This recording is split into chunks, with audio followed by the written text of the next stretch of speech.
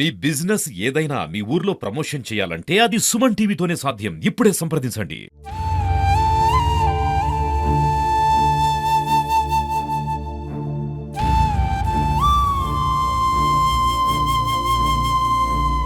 చిన్నప్పుడే తండ్రి దూరమయ్యాడు. ఊహ వస్తున్న సమయంలో తల్లి మరణం ఆ చిన్నారిని అనాథగా మార్చింది. పట్టుమని 10 ఏళ్లు కూడా లేని చిన్నారికి ఎవరికీ రాని కష్టం వచ్చింది.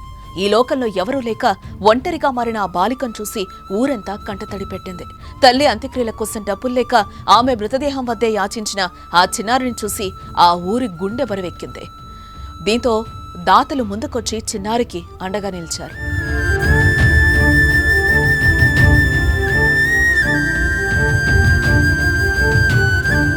మంచితనాన్ని మించిన కులం లేదు, మానవత్వాన్ని మించిన మతం లేదంటారు.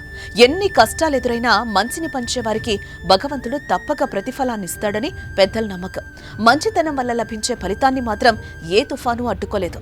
సూర్యుడు వెలుగును ప్రసాదించేది ఎంత నిజమో మనిషి మంచితనం కూడా అలాగే ఏదో ఒక రూపంలో మేలు కలిగిస్తుందనేది అంతే నిజం. అయితే నేటి కాలంలో ఎవరికేమైతే మనకెందుకులే అనుకునే మనుషులు చాలా మందే ఉన్నారు. ఒకానొక సమయంలో మంచితనం చచ్చిపోతుందని బాధపడే సమయంలో ఓ చిన్నారికి కష్టం వచ్చిందని తెలిసిన వెంటనే స్పందించి ముందుకొచ్చిన దాతలను చూస్తే మంచితనం, మంచి మనుషులు ఇంకా బతికే ఉన్నారు అనిపిస్తోంది. నిర్మల్ జిల్లా తానూరు మండలం బెల్తరోడాలో తల్లి చనిపోవడంతో ఓ 10 ఏళ్ల చిన్నారి ఒంటరిదైంది. అంత్యక్రియలు జరిపించడానికి బంధువులు ఎవరూ ముందుకు రాకపోవడంతో చేసేదేం లేక చిన్నారి ఖర్చుల కోసం భిక్షాటం చేసింది. ఆ సమయంలో కేసు నిమిత్తం అక్కడికొచ్చిన సిఐ మల్లేష్, ఎస్ఐ సాయి కిరణ్ ఆ చిన్నారి దీనస్థితిని చూసి చలించిపోయారు. వారి తరపున అప్పటికప్పుడు 8,000 రూపాయలు సాయం అందించారు. దాన్ని వెంటనే టీచర్ గంజానంద్ కూడా 5,000 రూపాయలు సాయం అందించి మానవత్వం చాటుకున్నారు. మార్నింగ్ లేచిన తర్వాత వాట్సాప్లో ఒక స్టేటస్ చక్కర్లు కొడుతుంది. ఏంటి ఆ స్టేటస్ అంటే దుర్గ పక్కన ఒక చిన్న బొంతలాగుంది, దాంట్లో పైసలున్నాయి. దేని గురించి అంటే తల్లి చనిపోయింది. అసలు ఒకరోజు ముందే మాట్లాడిన మేరగంగామని రెండో రోజే వికతజీవిగా ఎలా మారింది? అసలు నేనైతే ఫస్ట్ నమ్మలేకపోయా. ఊళ్ళో ఉన్న 2-3 కాంటాక్ట్స్కి కాల్ చేసి నేను అసలు విషయాన్ని కనుక్కున్నా. షాకింగ్. గంగామణి లేదు. ఆల్రెడీ తెలుసు దుర్గకు అమ్మ తప్ప ఎవరు లేరు. చివరి కర్మ చేయడానికి కూడా ఆమె దగ్గర డబ్బులు లేవు కదా అని ఇమీడియట్ నేను మన బెల్తరోడ సర్పంచ్ గారికి ఫోన్ చేసి, సర్పంచ్ గారు ఏంటి పరిస్థితి అని అడిగా. అయితే ఆయన సార్ ఇట్లా జరిగింది, కష్టమైతే ఉన్నది, ఆర్థిక కష్టం కూడా ఉంది, ఈ విధంగా ఉంది అంటే సరే సార్ నేను కూడా ఏమైనా సహాయం చేయొచ్చు అని నా తరపు చిన్న సహాయం, అది పెద్ద సహాయం అని నేను అనుకోను, చిన్న సహాయమే నేను చేశా. వీరు మొదటి ముందుకొచ్చిన వెంటనే మానవతావాదులు, ప్రభుత్వం, స్వచ్ఛంద సంస్థలు వాడుకు ముందుకేసి దుర్గాకు అండగా నిలబడ్డాయి.